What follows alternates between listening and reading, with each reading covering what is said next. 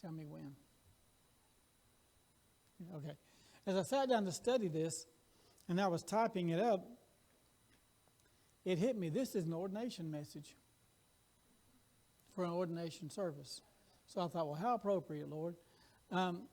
Everybody here, regardless of how long you've been with the Lord or what your abilities are, you have a ministry.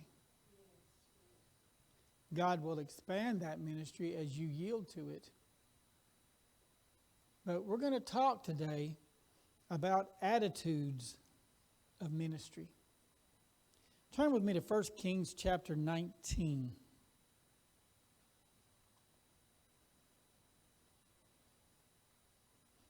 If you're not sure where that is, it's right before 2 Kings.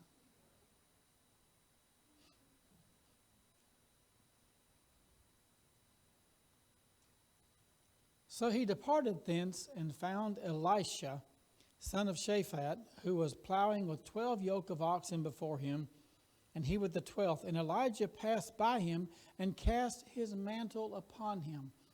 To start with, every ministry, you have a calling. There will be a time in your life when you will be confronted by the Spirit of God calling you to ministry.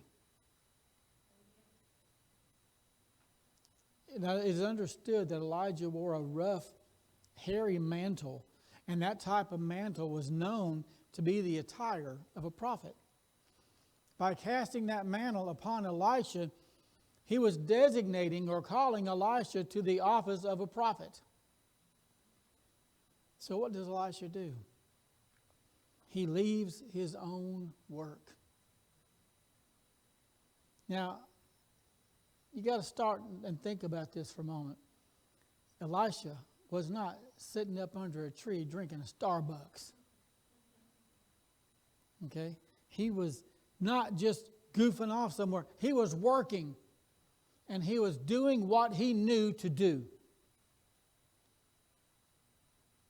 When God is looking for someone to promote to a ministry, He's going to look for someone who's already willing to do something.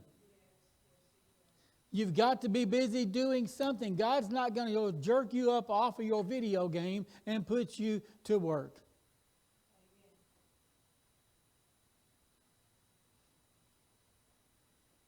But any true ministry begins with a time of calling from God.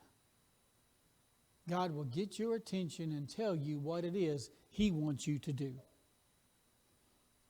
Okay, y'all with me?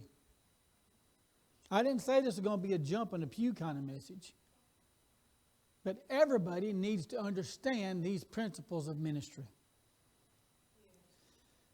Moving to verse 21.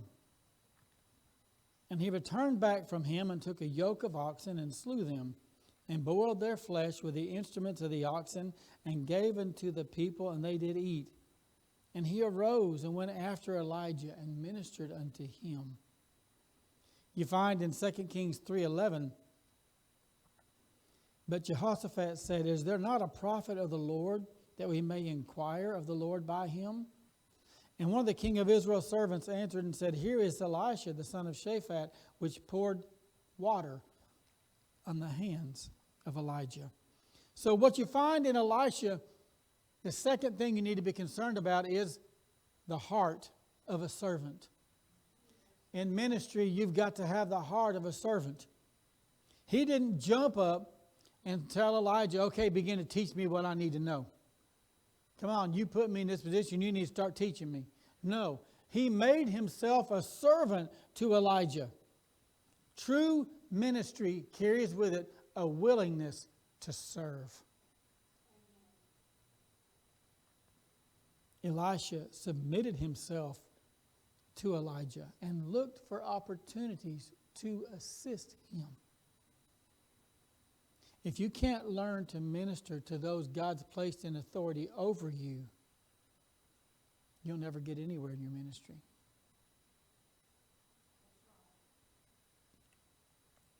About a year before my dad passed away, well, let's back up a little bit, as long as I can remember. people wanted to succeed my dad as pastor of his church. They all felt like that having that pulpit was the equivalent of having his ministry. That wasn't the case. Almost without exception, his assistant pastors rebelled against him and left the church, taking others with them.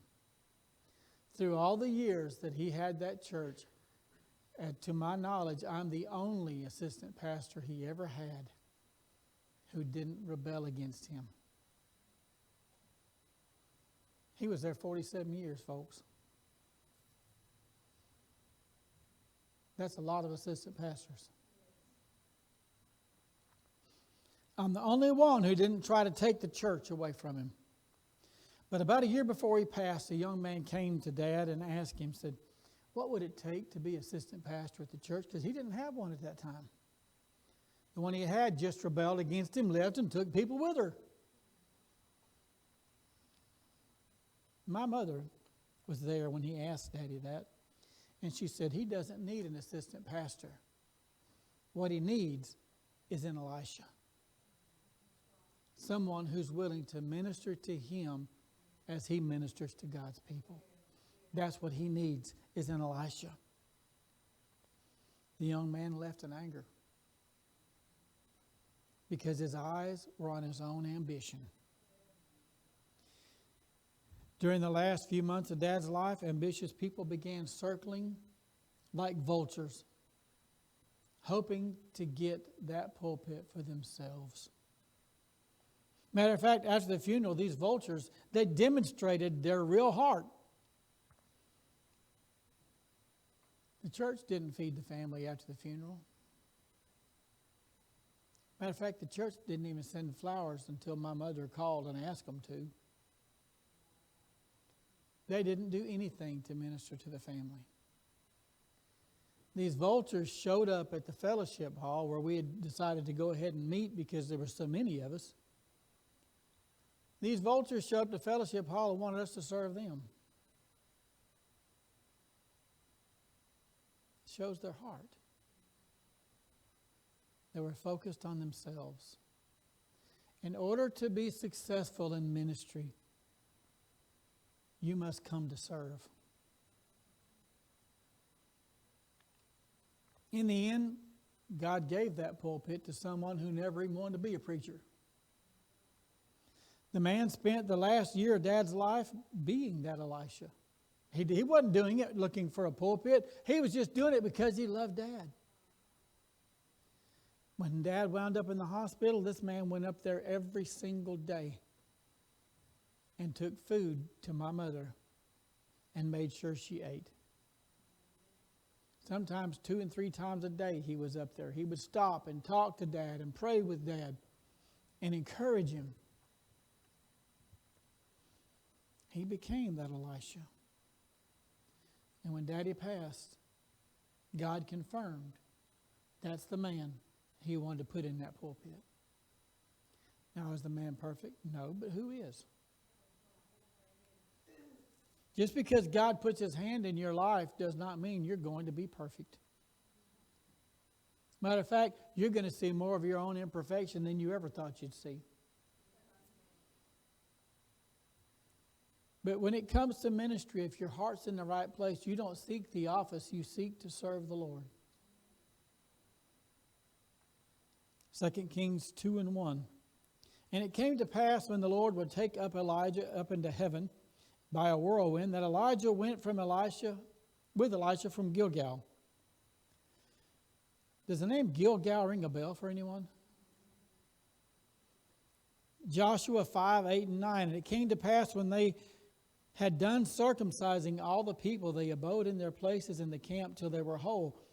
And the Lord said to Joshua, this day have I rolled away the reproach of Egypt from off you.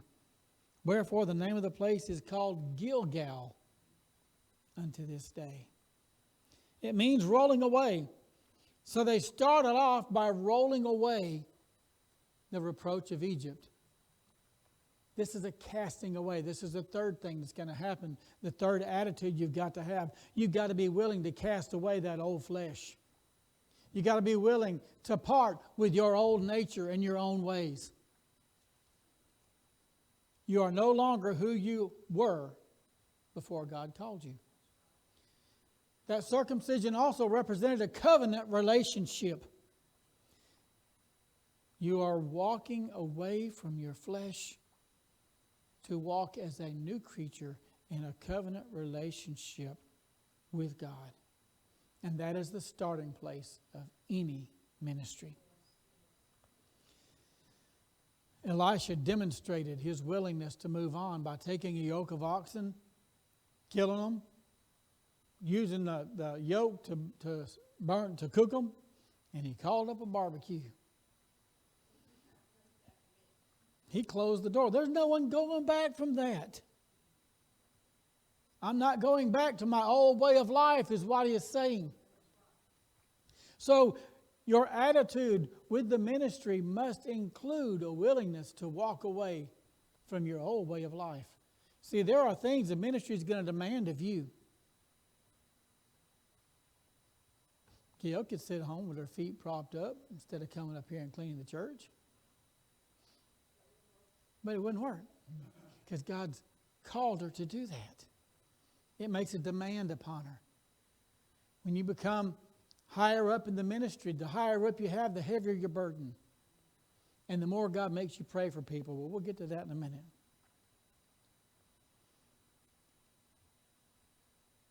It says in 2 Kings 2:12, and Elisha saw it, he cried, my father, the chariot of Israel and the horsemen thereof. And he saw him no more, and he took hold of his own clothes and rent them in two pieces.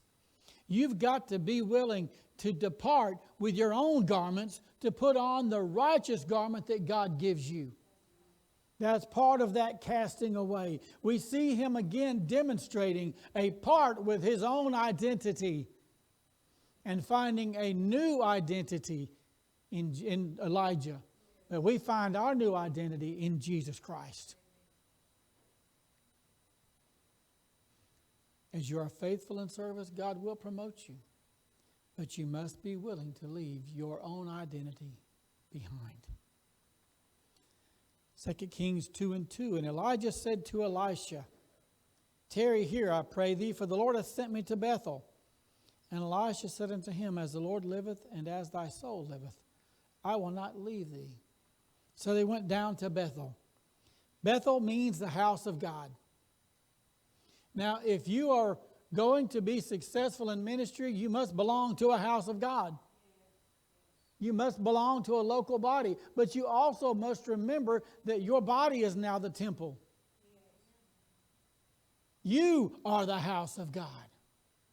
You are the dwelling place of God. And if you expect to be fruitful in ministry, then you must be willing to spend time in communion with Him as the house of God. Are you following me this morning?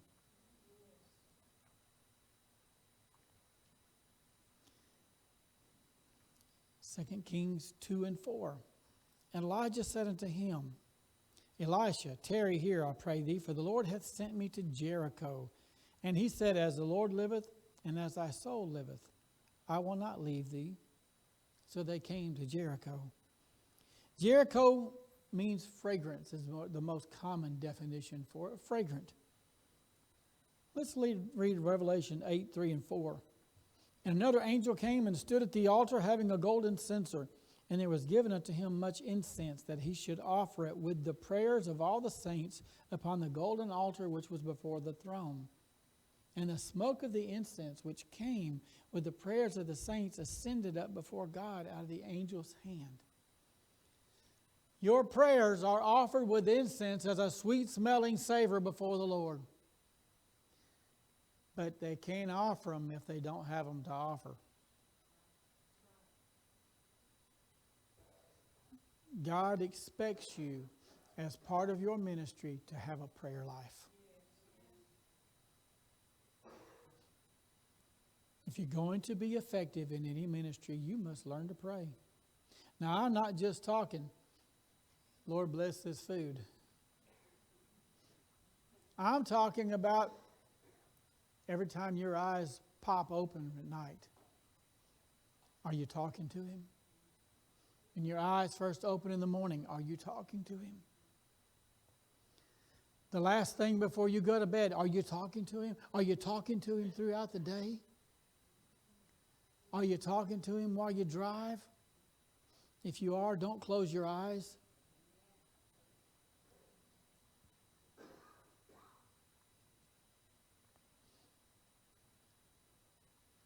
Pray constantly throughout the day.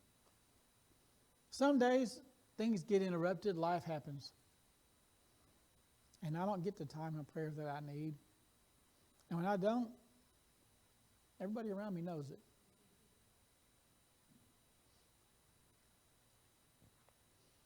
Verse 6, Elijah said unto him, Tarry, I pray thee, here, for the Lord hath sent me to Jordan. And he said, As the Lord liveth and as thy soul liveth, I will not leave thee. And they too went on. Jordan represents descending. It is a humbling. Before God can use you in ministry, you must be willing to humble yourself. You don't go out seeking your own agenda, seeking your own ambition. You humble yourself in the sight of the Lord, and He will lift you up. You find a lot of ministers who want to walk in pride, and that's not what God wants in their life. See, the sons of the prophets, we're going to get to them in a minute. But I want to go ahead and point this out to you. 2 Kings 2:15, when the sons of the prophets which were to view at Jericho saw him, they said, The spirit of Elijah doth rest on Elisha. And they came to meet him and bowed themselves to the ground before him. God exalted him because he was willing to humble himself. There are times that you're going to have to do things that are going to humble you. There's a lot of times God's going to make you bite your tongue when somebody needs to be told off. And that's a very humbling experience. You stand there getting chewed out or blessed out and you're having to bite your tongue. That's humbling.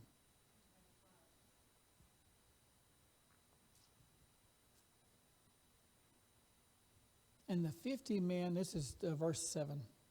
And the 50 men of the sons of the prophets went and stood to view afar off.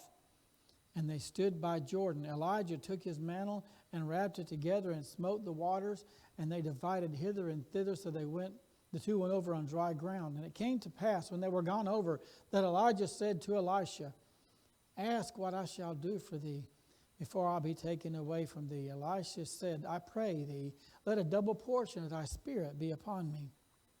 And he said, Thou ask a hard thing. Nevertheless, if thou see me when I am taken from thee, it shall be so unto thee. But if not, it shall not be so. The next thing you need to look at is the attitude of the firstborn. See, if you look at a map, and if they're crossing Jordan near Jericho or Gilgal in that area, they wind up in the land that is attributed as territory belonging to the tribe of Reuben. Now, Reuben was Jacob's firstborn.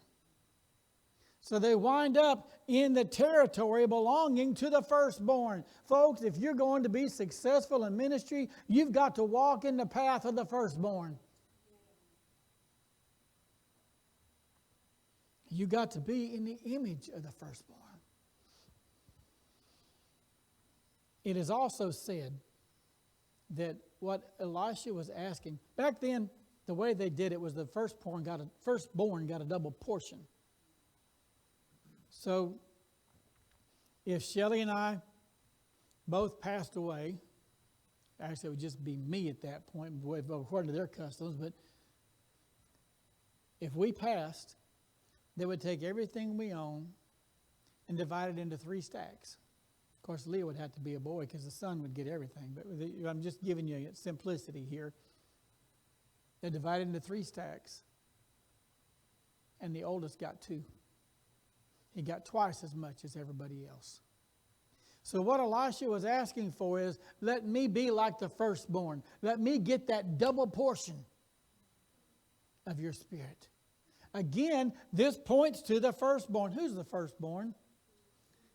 Jesus Christ. See Romans 8:28 and 29, and we know that all things work together for good to them that love God, to them who are called according to his purpose. For whom he did foreknow, he did also predestinate to be conformed to the image of his Son, that he might be the firstborn among many brethren. You've got to be willing to walk in the footsteps of the firstborn, who put the eternal above the natural, the will of the Father above all else, and sought to bring glory to the Father.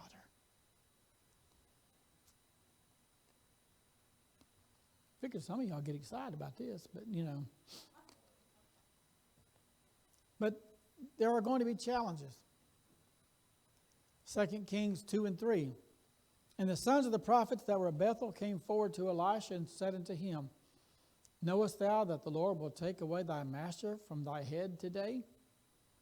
He said, Yea, I know it. Hold your peace.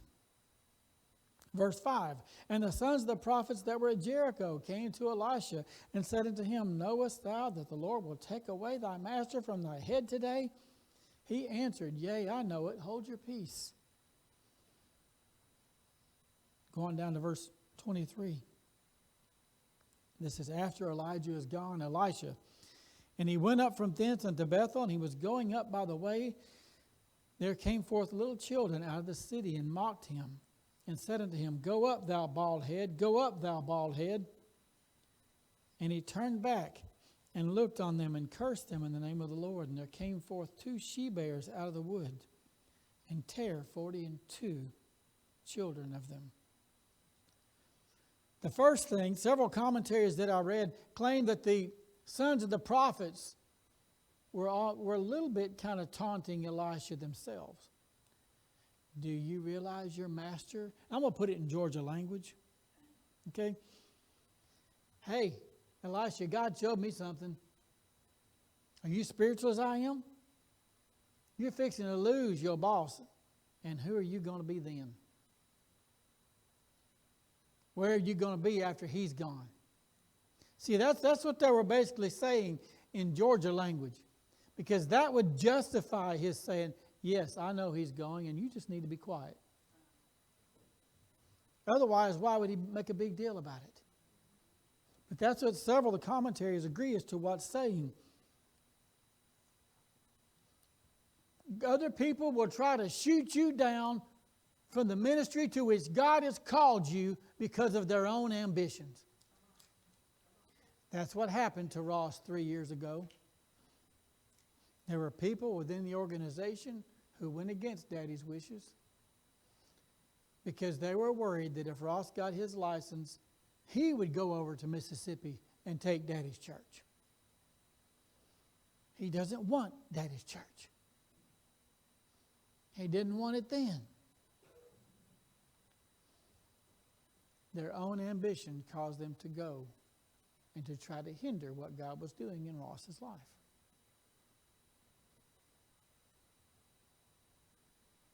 That can be discouraging. Now, I want to point something else out to you, too. Bethel means the house of God. These people came out of the house of God. These little children, as it says. Of course, now, again, the commentaries agree that these people were probably aged 12 to 15 years old. So they knew better. They knew better. It uses the term little children, but it's believed they were 12 to 15 years old. And unless I'm mistaken, isn't the age of understanding around 12 for Jewish people? So they were technically adults. They were just young adults.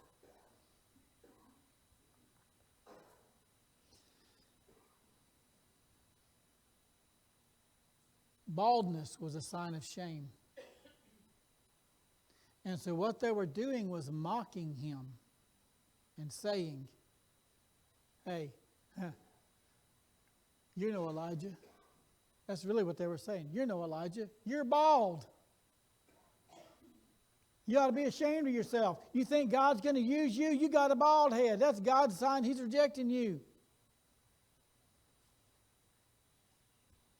I had a friend when I was younger. Many of y'all who went to Columbus, you probably knew Jim Horton. He was bald. And he had a saying. He said, God is just and God is fair. Some folks got brains, other folks got hair.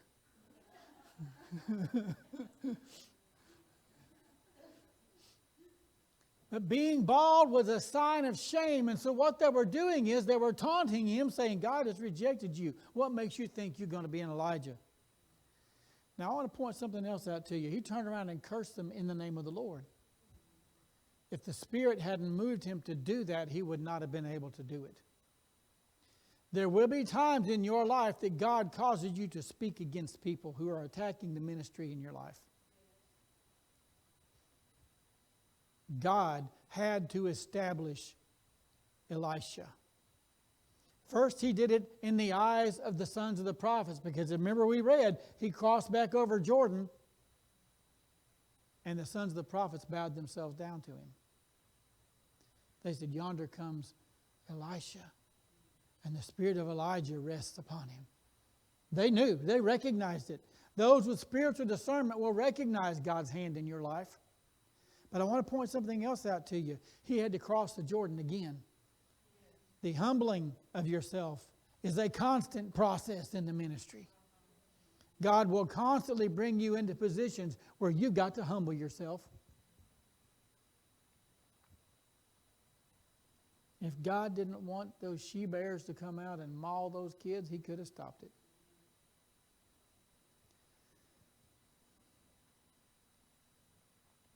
God was telling the secular world, this is my prophet. Those of you who didn't recognize the spirit of Elijah upon him, now I want you to see he belongs to me. You better leave him alone. That's why it says in 1 Chronicles 16:21 and 22, he suffered no man to do them harm. Yea, he reproved kings for their sakes, saying, touch not mine anointed and do my prophets no harm. Don't expect everyone to accept God's hand in your life. Don't expect everyone to treat the ministry in your life with respect. Sometimes God will have you confront them, and sometimes God will have you keep your mouth shut and pray for them. But either way, you're going to have to forgive them. I need to say that again, Donna. Either way, you're going to have to forgive them. You cannot hold a grudge against them. In the end, either way it works out, your actions should be in accordance with God's will. When you encounter opposition, ask, God, will you humble them through your power as you did the sons of the prophets? Or do you want to bring judgment on them? Or do you want me to just walk away? How do you want me to handle this situation? And then speak and pray accordingly. If you're going to walk in ministry, these are the attitudes you need to look to have. This is the foundation of the attitudes of ministry. You're not going to be perfect. You're going to have faults. You're going to have things in your life people want to criticize. But you're here to serve the Lord and to do what He calls you to do. Well, you can go ahead and stop that recording back there. I hope this has ministered to your heart this morning and given you something to think about as you begin to move